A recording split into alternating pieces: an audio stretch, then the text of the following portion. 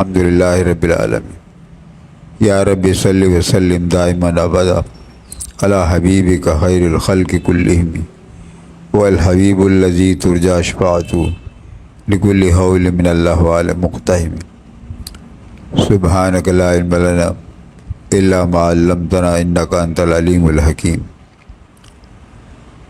محترم دوستو عزیزو،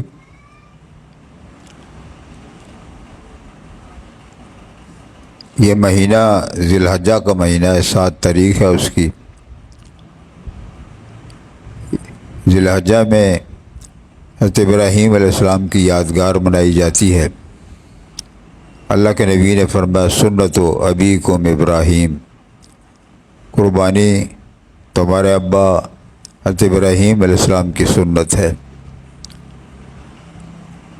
اصل سنت تو یہ تھا، جیسے انہوں نے اپنے بیٹے کے گردن پہ چھری چلائی تھی، تو سنت تو یہی ہوتی کہ ہر آدمی ذی الحجہ کے مہینے میں 10 تاریخ کو اپنے بیٹے کی گردن پہ چھری چلاتا۔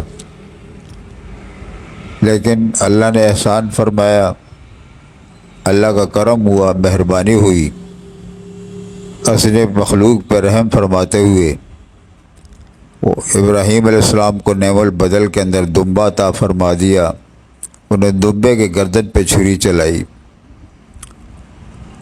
اور ساتھ یہ بتایا گیا کہ اپنی امت سے یہ کہہ دیں کہ وہ قربانی جانور کا کریں گے، لیکن ثواب ان کو اتنا ملے گا جیسے اپنی اولاد کی قربانی ہے۔ بہرحال قرآن کریم کی آیت میں سے میں نے آپ کے سامنے جو پڑھا ہے، اس میں سیدنا ابراہیم علیہ السلام کے بارے میں تھوڑی سی بات ہے۔ پہلی آیت کے اندر جو میں نے پڑھا اس میں یہ فرمایا وَإِنَّ مِن شِيعَتِهِ لَإِبْرَاهِيمَ إِذْ جَاءَ رَبَّهُ بِقَلْبٍ سَلِيمٍ، کہ حضرت نوح علیہ السلام کی جماعت میں سے، ان کے طریقے پہ چلنے والوں میں سے ابراہیم علیہ السلام تھے۔ جیسے نوح علیہ السلام نے تبلیغ فرمائی، ایسے ابراہیم علیہ السلام بھی تبلیغ فرماتے رہے۔ اور اس کے بعد فرمایا کہ حضرت ابراہیم علیہ السلام قلب سلیم کے ساتھ تشریف لائے۔ قلب سلیم، صحیح سالم دل، یعنی ایسا دل جس میں کفر اور شرک کا شائبہ نہیں تھا۔ جس دل کے اندر کفر کا شائبہ نہ ہو، شرک کا شائبہ نہ ہو، بدعت کا شائبہ نہ ہو، صاف دل۔ تو ابراہیم علیہ السلام ایسے تھے جن کے دل کے اندر ذرہ برابر بھی کفر کی آزمائش نہیں تھی، شرک کی آزمائش نہیں تھی، صاف دل، انتہائی صاف دل رکھنے والے تھے۔ قلب سلیم لے کے آئے۔ اور دوسری آیت میں جو آپ کے سامنے پڑھا ہے، اس میں اللہ فرماتے ہیں کہ قیامت کے دن نہ مال کام آئے گا، نہ بیٹے کام آئیں گے۔ کام کب آئے گا؟ اس وقت کام آئیں گے الا من اتی اللہ بقلب سلیم، جو قلب سلیم لے کے آئے گا۔ قلب سلیم جو لے کے آئے گا تو اس کو مال بھی نفع دے گا، اس کو اولاد بھی نفع دے گی۔ قلب سلیم وہی ہے جس کا ترجمہ صاف دل ہے، اور مراد اس یہ ہے کہ جس دل کے اندر کفر اور شرک نہ ہو، ذرہ برابر بھی کفر شرک کا احتمال نہ ہو، اس لیے کہ شرک کے ہوتے ہوئے کوئی عمل قبول نہیں ہے۔ عقیدہ خراب ہو، جتنا بندہ نیک عمل کرے وہ عمل بیکار ہے۔ عقیدہ خراب ہو، عقیدے کی اصلاح ہوگی، عقیدہ صحیح ہوگا تو اعمال اور عبادات پھر قبول ہوں گے۔ لیکن اگر عقیدہ صحیح نہیں، کوئی عمل، کوئی عبادت اللہ کے ہاں قابل قبول نہیں۔ ذرہ برابر بھی شرک اللہ کو پسند نہیں ہے۔ یہاں تک فرمایا گیا کہ جو ریا دکھلاوے سے کام کرتے ہیں وہ بھی شرک خفی ہے۔ ایک شرک جلی ہے، ایک شرک خفی ہے۔ یعنی جلی کے میں نے ظاہر باہر شرک، اللہ کے ساتھ اوروں کو شریک کر لیا، اللہ کے ساتھ اوروں کو بھی بنا لیا. جیسے اللہ مشکل کشا ہے دوسرے بھی مشکل کشا، جیسے اللہ حاجت روا ہے دوسرے بھی حاجت روا، جیسے اللہ اولاد دیتا ہے دوسرے بھی اولاد دیتے ہیں. ویسے بعض کہتے ہیں نا باالحق بیڑا دھک، یعنی باالحق کو بلاتے یا شیخ عبدالقادر جیلانی شیع للہ، عبدالقادر جیلانی ہمیں کچھ دے دو. یہ ساری شرک کی باتیں. یا ایسا نام رکھ لیا پیراں دیتا، نبی بخش، سلار بخش، مدار بخش، ایسے نام رکھ لیے، شرکیہ نام رکھ لیے. تو شرک اللہ کو ذرہ پسند نہیں، حتیٰ کہ دکھلاوے کو شرک خفی قرار دیا گیا ہے. جو بندہ دکھلاوے کی نیت سے خیرات کرتا ہے، دکھلاوے کی نیت سے حج کرتا ہے، دکھلاوے کی نیت سے نماز پڑھتا ہے، وہ بھی ایک قسم کا مشرک ہے، شرک خفی کا مرتکب ہے. تو شرک کی معافی کوئی نہیں. ان اللہ لا یغفر یشرک بہ ویغفر ما دون ذلک لمن یشاء. اللہ شرک کو معاف نہیں فرمائیں گے، اس کے علاوہ باقی جتنے بھی گناہ ہوں گے وہ سب کو اللہ معاف فرمائے گا. اندازہ لگا سکتے ہیں آپ اس بات سے کہ بایزید بسطامی رحمۃ اللہ علیہ کتنے بڑے بزرگ تھے، کتنے بڑے ولی تھے. وہ ظاہر سب لوگ جانتے ہیں بایزید بسطامی. یعنی ان کے لیے اتنا کہنا کافی ہے کہ جب ان کا انتقال ہوا تو ان کے جنازے کو دیکھ کے 70,000 یہودی مسلمان ہو گئے تھے. اتنا مجمع وہ جنازہ پڑھنے کے لیے آیا، اتنا مجمع تھا کہ 70,000 یہودی اس مجمع کو دیکھ کے مسلمان ہو گئے تھے. وہ کتنے بڑے آدمی تھے، کتنے بڑے ولی تھے.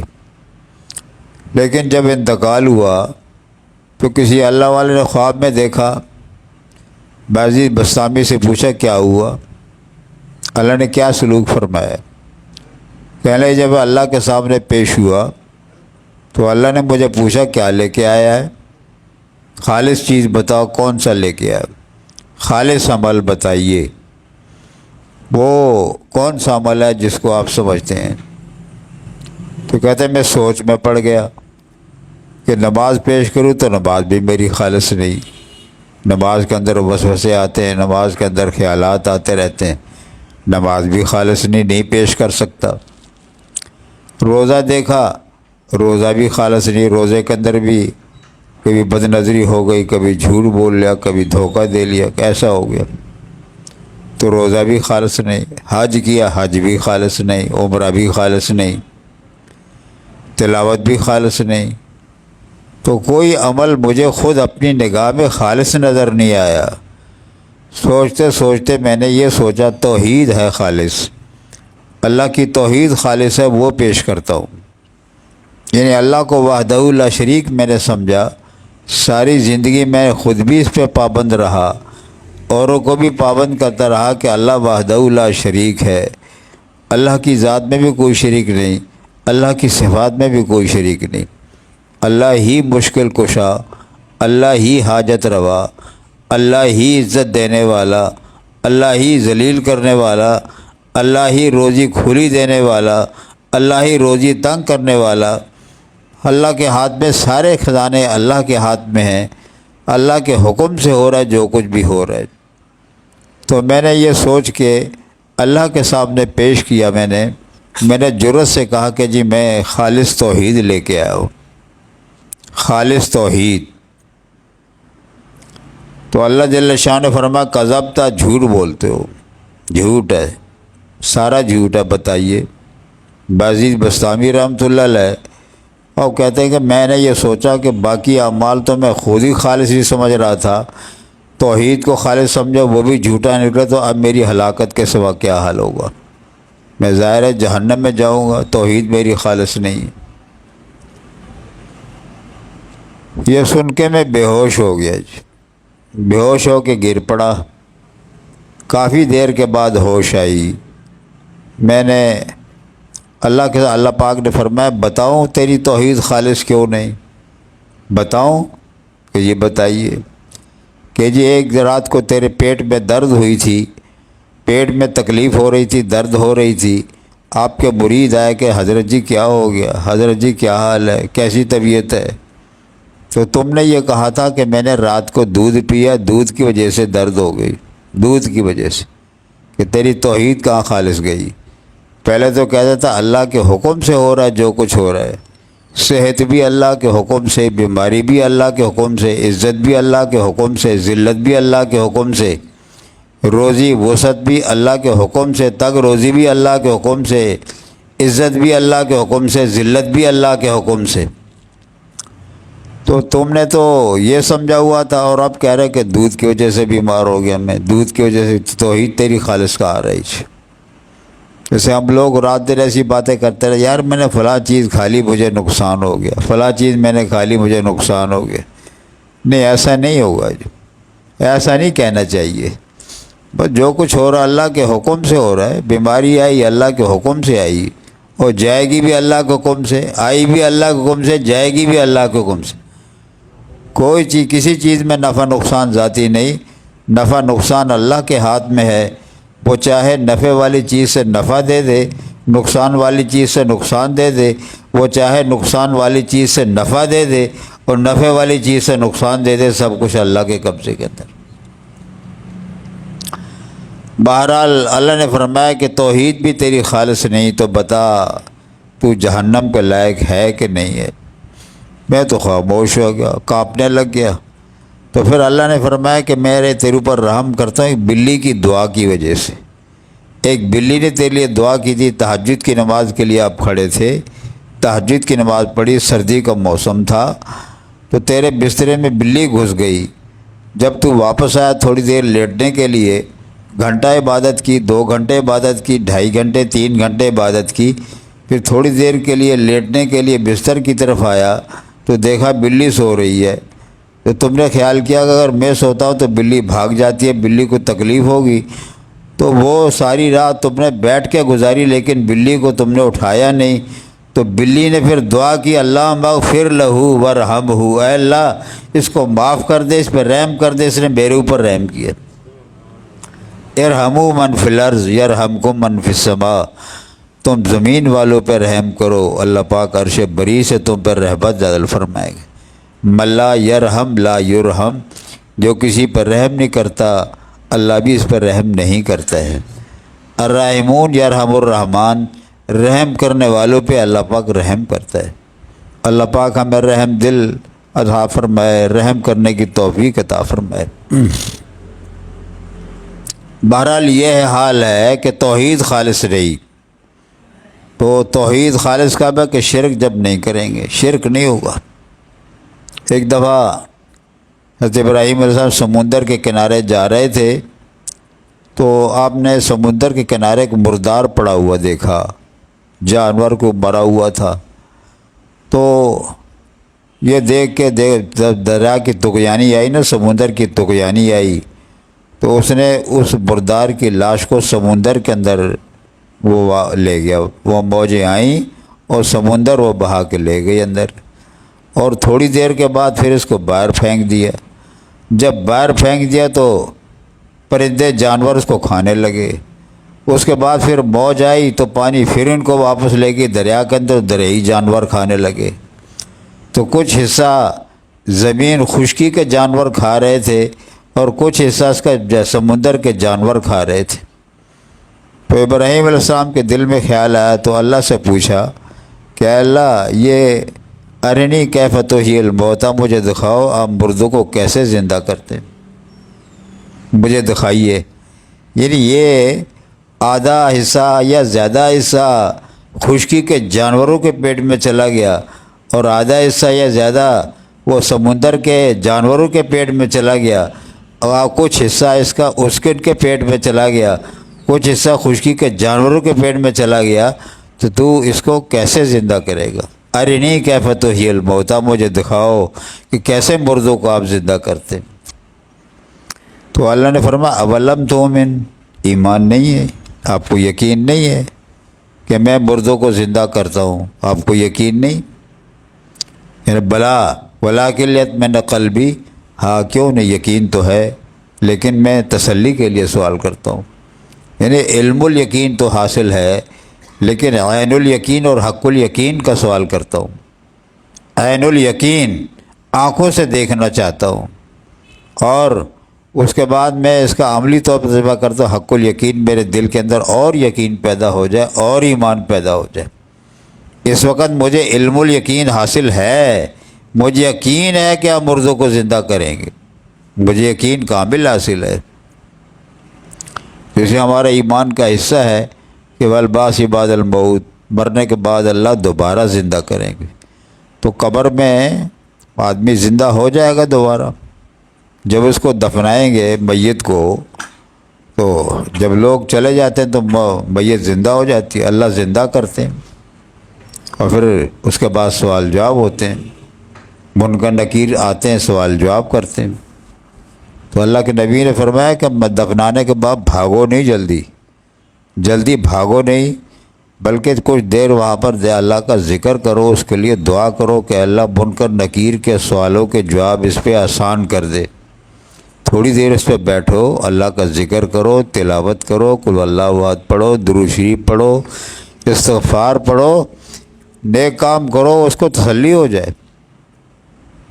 اور اس کو یہ یعنی وحشت اس کی ختم ہو جائے۔ جب تم بھاگے جاؤ گے، جلدی دفنا کے بھاگے جاؤ گے، تو وہ تو بیچارہ وحشت میں مبتلا ہو جائے گا، تنہائی کے فکر میں ہوگا، تو منکر نکیر کے سوالوں کا جواب اس کے لیے مشکل ہو جائے گا۔ عمر بن عاص رضی اللہ عنہ نے فرمایا تھا، جب ان کی وفات ہو رہی تو فرمایا کہ مجھے مرنے کے بعد بھاگنا جلدی نہیں ہے، بلکہ اتنی دیر کھڑے رہنا کہ جتنی دیر اونٹ ذبح کیا جائے اور اس کی کھال اتاری جائے، اس کا گوشت بنایا جائے، اور بنانے کے بعد تقسیم کیا جائے، اور جتنی دیر اس کام میں لگے گی اتنی دیر میری قبر پر کھڑے رکھ کے دعا کرنا میرے لیے، تاکہ منکر نکیر کے سوالوں کو جواب میں آسانی سے دے سکوں۔ اب حال کیا ہے، تھوڑی دیر دعا کی، بھاگے سارے چلے گئے۔ ایسا نہیں ہونا چاہیے۔ بہرحال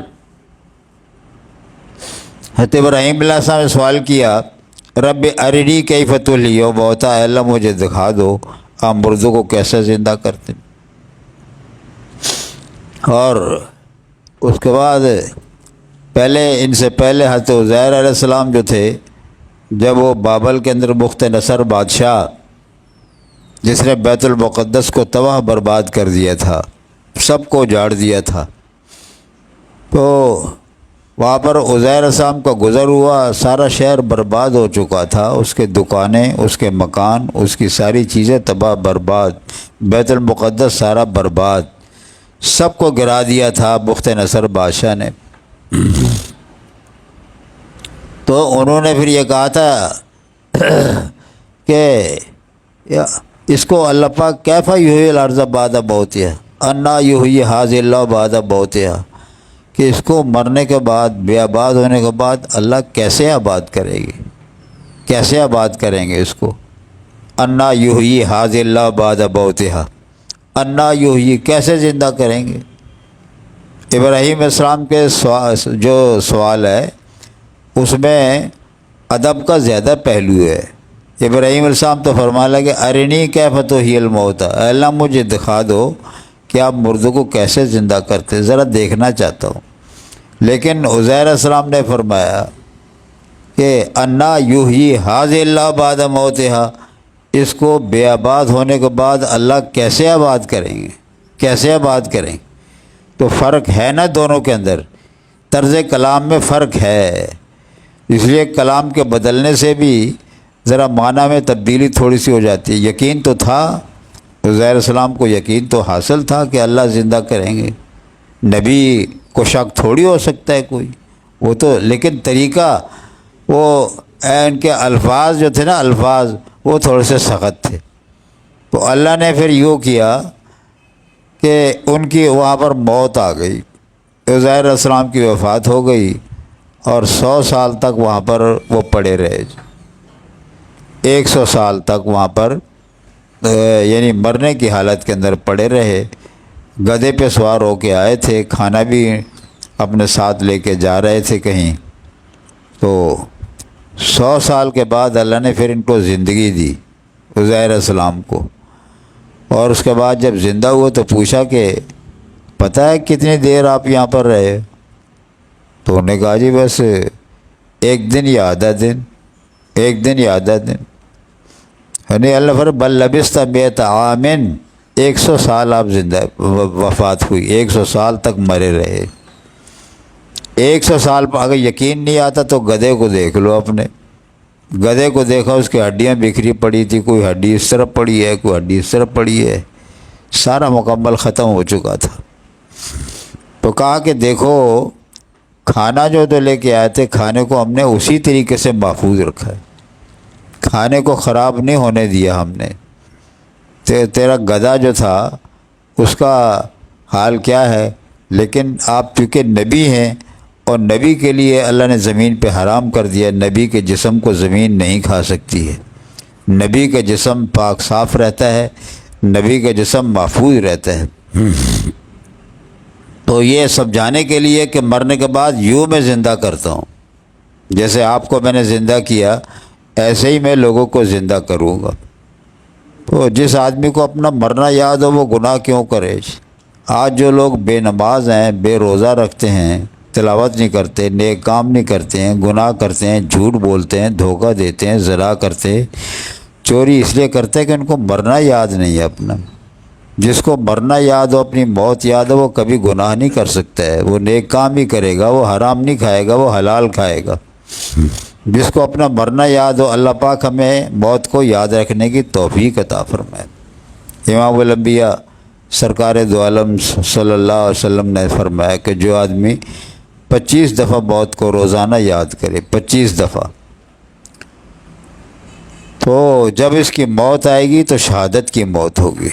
25 دفعہ جو آدمی موت کو اللہ مبارک لی فی الموت وفی ما بعد الموت، اللہ مبارک لی فی الموت وفی ما بعد الموت، اے اللہ میرے لیے موت میں بھی برکت فرما، موت کے بعد جو زندگی ہے اس میں برکت پیدا فرما۔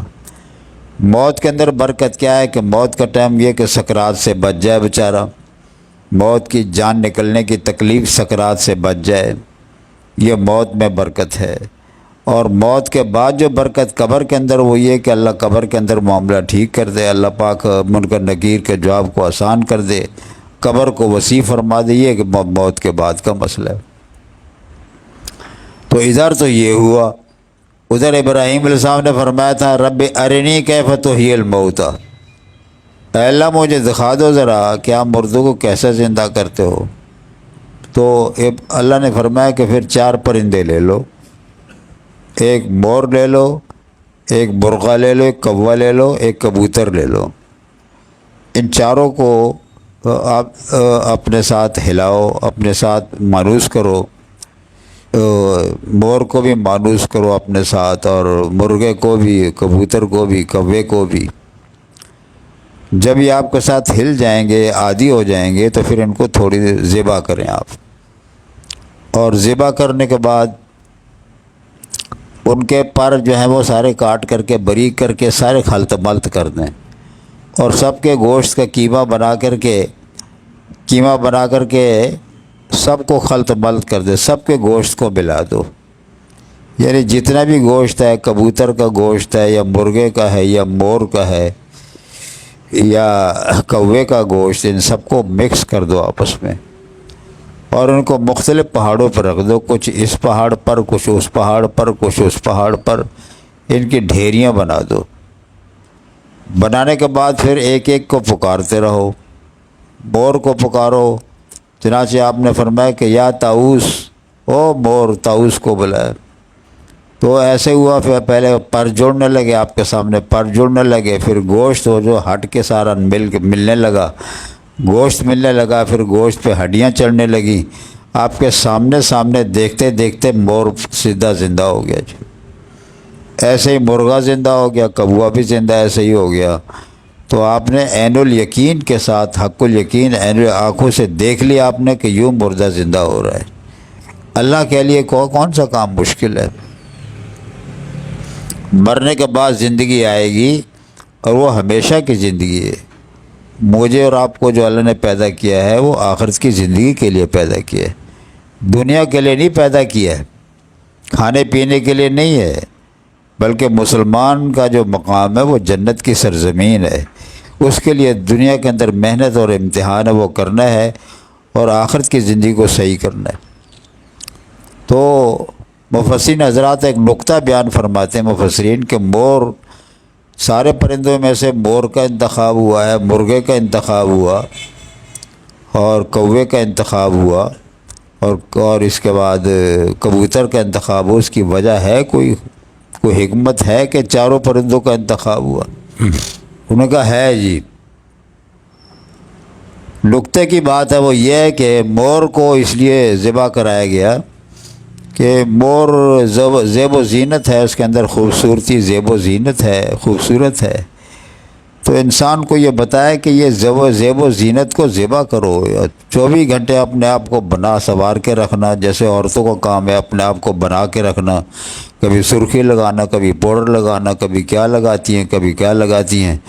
تو مردوں کا حکم تم زیب و زینت کے لیے نہیں پیدا ہوئے ہو، تم اپنے آپ کو بناؤ سنگھار کے لیے نہیں پیدا ہو، تم مرد ہو. مردوں کا کام یہ نہیں ہے، عورتوں کا کام ہے جی. مرد کا کام یہ اللہ کی عبادت ہے، اللہ کے راستے کے اندر نکلنا ہے، تبلیغ میں جانا ہے، نیک کام کرنا ہے. اس کام کے لیے مرد زیب و زینت کے لیے زینت کو ذبح کرو. اور مرغے کو اس لیے پیش کیا کہ مرغے کے اندر غصہ ہے، تھوڑی دیر میں وہ لڑتا رہتا ہے، وہ اپنے مرغوں سے لڑتا رہتا ہے، غصے کے اندر کیفیت ہے.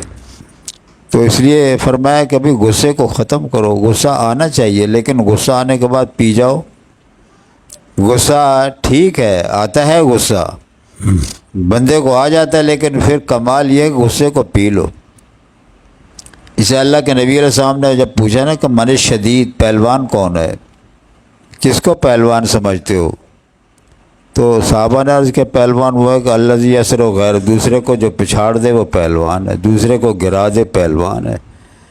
فرمایا میں یہ میرا مطلب نہیں ہے، میرا مطلب روحانی طور پر پہلوان کون ہے. تو فرمایا کہ روحانی پہلوان وہ ہے جو غصے کو پی لے. غصہ آئے غصے پہ کنٹرول کرے، پی لے. غصے جذبے کے اندر آ کر کے طلاق نہ دے بیٹھے بیوی کو. غصے میں آ گیا تو تھوڑی سی بات ہو گئی، سالن مرچ زیادہ ہو گیا، سالن کے اندر مرچیں زیادہ ہو گئی، نمک زیادہ ہو گیا تو گالی دینا شروع کر دیا. اور بعض دفعہ ایسا ہو کہ طلاق بھی دے دی، تھوڑی سی بات. ایک آدمی نے وہ اپنے بیوی سے کہا جی وہ سرما دانی مجھے لا کے دے دو. سرما دانی اس نے کہا میں اپنے بچے کا پخانہ صاف کر رہی ہوں، پخانہ صاف کر کے دیتی ہوں آپ کو میں. تو ظاہرہ ٹائم تو لگتا ہے کہ بچے کو صاف کرنے میں. اتنی دیر میں اس نے طلاقیں دے دی. لو طلاق. میری اتنی بات پہ غصہ، مرچیں زیادہ ہو گئیں تو طلاق دے دی. فلانے کے گھر گئے تو تیری طلاق ہے، فلانے کے گھر گئے تیری طلاق ہے. چھوٹی چھوٹی باتوں پہ طلاق. اور پھر اس کے بعد کہتا ہے جی ہے کوئی مسئلہ موصف حل ہے کوئی؟ طلاق دینے کے بعد کیا حل رہ گیا؟ طلاق وہ چاہے ایک طلاق دے دے یا 3 طلاق دے دے، ایک ہی محفل میں 3 طلاق دے دے یا 3 مہینے میں 3 طلاق دے دے، وہ بیوی ہمیشہ کے لیے حرام ہو جاتی ہے، ہمیشہ کے لیے وہ حرام ہے. تو بہرحال انسان کو یہ بتایا گیا کہ غصہ پہ آئے تو کنٹرول کرو. اللہ نے قرآن حکیم میں سے فرمایا والکاظمین الغیظ والعافین عن الناس واللہ یحب المحسنین، کہ میرے بندے وہ ہیں جو غصے کو پی جاتے ہیں، غصے پہ کنٹرول کرتے ہیں اور لوگوں کو معاف کرتے ہیں اور پھر احسان بھی کرتے ہیں. سیدنا امام حسین رضی اللہ عنہ مہمان بیٹھے ہوئے، مہمان تو غلام کھانا لے کے آ گیا. تو آپ کی گود میں بچہ تھا، وہ آپ بچے کے ساتھ کھیل رہے تھے، گود میں بچہ تھا چھوٹا. تو غلام نے کھانا پیش کیا تو ظاہر ہے حضرت امام حسین رضی اللہ عنہ کا روب تو بہت زیادہ تھا، بہت زیادہ روب والے تھے. امام حسن رضی اللہ عنہ، امام حسین رضی اللہ عنہ جو بندہ نیک ہوتے، صالح ہوتے ہیں، ان کا روب الگ ہوتا ہے. اللہ پاک نے ان کا الگ روب بنا رکھا ہے. تو وہ غلام جو تھا کھانا لے کے دینے پیش کیا تو سالن اس کے ہاتھ سے گر گیا، بچے پہ گر گیا تو بچے کی بہت آ گئی. کتنا غصہ آنا چاہیے آپ کو؟ غصہ آیا، دیکھنا شروع کیا غصے کی وجہ سے. تو غلام جو تھا وہ پڑے ہوئے تھے قرآن، وہ اس زمانے کے غلام بھی اچھے تھے، اس زمانے کے آزاد لوگوں سے. غلام نے فوراً قرآن پڑھا والکاظمین الغیظ، اللہ کے بندے وہ ہیں جو غصے کو پی جاتے ہیں۔ تو آپ نے فوراً ارشاد فرمایا قزم تو غیظی، میں نے غصہ پی لیا اپنا۔ اس کے بعد پھر تھوڑی دیر کے بعد اس نے کہا والعافین عن الناس، لوگوں کو معاف کر، تو اس نے قد عفوت کا، میں نے تجھے معاف کر دی۔ پھر اس نے پڑھا واللہ یحب المحسنین، اللہ پاک محسنین سے، نیک کام کرنے والوں سے محبت کرتے ہیں۔ تو آپ نے فرمایا جاؤ تو اللہ کے راستے میں آزاد ہے، اس کو آزاد فرما دیے۔ تو بہرحال اس کو مرغے کو جو ذبح کرنے کا حکم دیا گیا ہے وہ یہ نقطہ یہ ہے کہ اپنے غصے کو ذبح کرو، غصے کو پی جاؤ۔ اور کوے کو جو ذبح کرنے کا حکم دیا گیا ہے تو کوے کو اس لیے کہ کوا حرام کھاتا ہے، مردار کھاتا ہے، تو مسلمان حرام نہیں کھاتا، وہ جھوٹ بول کے جو کماتا ہے وہ نہیں کھاتا۔ جس نے جھوٹ بول کے کمایا وہ حرام کھا رہا ہے، جس نے دھوکہ دے کے کمایا وہ حرام کھا رہا ہے، جس نے کم تولا کم باپا وہ حرام کھا رہا ہے، جو ملاوٹ کر کے تولتا ہے وہ حرام کھا رہا ہے جی۔ تو اس لیے اس حلال کھانے کے لیے حکم دیا گیا ہے۔ تو کوے کو ذبح کرنے کو حکم دیا وہ چونکہ حرام خور ہے، تو فرمایا انسان تو انسان ہے، تو حرام خور نہ بن، تو حلال خور بن۔ اور کبوتر کو جو اللہ نے ذبح کرنے کا حکم دیا ہے، کبوتر کو وہ اس لیے کبوتر میں اڑان ہے، بلندیوں پہ جاتا ہے، بلندی پہ اڑتا ہے، یہ بلندی پہ بڑا کبر ہے، تکبر اس کے اندر بڑائی ہے، وہ بلندی پہ جاتا ہے، وہ نیچے نہیں آتا، آ جاتا ہے لیکن پھر بلندی پہ اڑ جاتا ہے۔ تو تکبر ہے، تو انسان کو بتایا کہ اپنے تکبر کو ذبح کرو، بڑائی تکبر نہ کرو، غرور نہ کرو، کسی کو ذلیل نہ سمجھو، کسی کو حقیر نہ سمجھو۔ ہو سکتا ہے وہ بندہ تم سے اچھا ہو جس کو تم ذلیل سمجھتے ہو۔ ایک آدمی، وہ بوڑھا آدمی تھا، ہر قسم کے گناہ کر رہا تھا، ہر قسم کے گناہ۔ لوگ اس کو کہتے یار تو بوڑھا ہو کر تیری جو تیرے پاؤں قبر میں لٹکے ہوں تو گناہ کر رہا ہے، سارے اتنے ہر قسم کا گناہ وہ کر رہا تھا، شراب کا وہ گناہ، زنا کا وہ گناہ، سارے پتہ نہیں کیا کیا گناہ کر رہا۔ وہ کہہ رہا تھا یار چھوڑو مجھے اللہ معاف کر دے گا، چھوڑو مجھے اللہ معاف کر۔ تو لوگ اس کو بڑے ذلیل سمجھتے تھے کہ بڑا ذلیل بندہ ہے، بڑا حقیر بندہ ہے، لیکن ایسے ہوا تو کافروں سے مقابلے کی شکل بنی، لوگ جانے لگے جہاد کے لیے۔ تو اس نے مولوی صاحب سے پوچھا جی میں بھی بخشا جاؤں گا، میرے گناہ بخشے جائیں گے؟ میں تو یہ سارے گناہ کروں۔ انہوں نے کہا کیوں نہیں، تو بھی چلا جا اللہ کے راستے میں نکل اور جہاد کر، تو شہید ہوگا تو سارے گناہ معاف ہو جائیں گے۔ چنانچہ ایسے ہی ہوا، وہ چلا گیا جی میدان جنگ میں، اس نے بڑے کافر مارے، بہت سارے کافر، بعد میں خود شہید ہو گیا، اور شہید ہو کے جنت میں پہنچ گیا۔ جس کو ہم ذلیل سمجھ رہے ہیں ہو سکتا ہے وہ ہم سے اچھا ہی ثابت ہو جائے۔ تو کبوتر کو ذبح کرنے کا مقصد یہ تھا کہ اپنے تکبر نہ کرو، غرور نہ کرو، اپنے آپ کو عاجز سمجھو، اپنے آپ کو ذلیل سمجھو، اپنے آپ ہی کو سمجھو۔ تو بہرحال مقصد کہنے کہ یہ میں ابراہیم علیہ السلام کا تذکرہ کر رہا تھا، تو ابراہیم علیہ السلام کو اللہ نے فرمایا وہ قلب سلیم لے کے آئے۔ قلب سلیم کے معنی یہ ہوتے ہیں کہ وہ ان کا دل کفر سے، شرک سے بالکل پاک صاف۔ اللہ نے قرآن حکیم میں فرمایا وَمَن يُشْرِكْ بِاللَّهِ فَكَأَنَّمَا خَرَّ مِنَ السَّمَاءِ فَتَخْطَفُهُ الطَّيْرُ أَوْ تَهْوِي بِهِ الرِّيحُ فِي مَكَانٍ سَحِيقٍ۔